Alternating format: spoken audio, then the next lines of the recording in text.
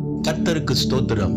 இந்த நாளுக்கான தேவ வார்த்தை ரூத் புஸ்தகம் 2ஆம் அதிகாரம் 12வது வசனம். உனக்கு அவராலே நிறைவான பலன் கிடைப்பதாக.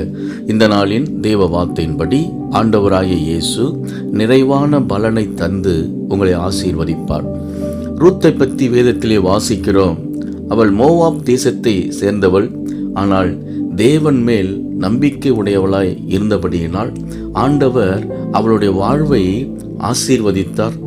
ரூத்துவின் சந்ததியில் ஆண்டவராகிய இயேசு கிறிஸ்து பிறக்கும்படி ஒரு பாக்கியத்தை ரூத்து பெற்றுக்கொண்டாள். அவருடைய வாழ்வை ஆண்டவர் நிறைவான பலனை தந்து ஆசீர்வதித்தார். அன்பானவர்களே, ஆண்டவராகிய இயேசுவின் மேல் நம்பிக்கை உடையவராய் இருங்கள். உங்கள் வாழ்வை நிறைவான வாழ்வாய், பாக்கியமுள்ள வாழ்வாய், ஆசீர்வதிக்கப்பட்ட வாழ்வாய் அவர் மாற்றி உங்களை உயர்த்துவார். விசுவாசியுங்கள், மகிழ்ந்து களி கூறுங்கள். இயேசு உங்களை ஆசீர்வதிக்கிறார். ஆமேன்.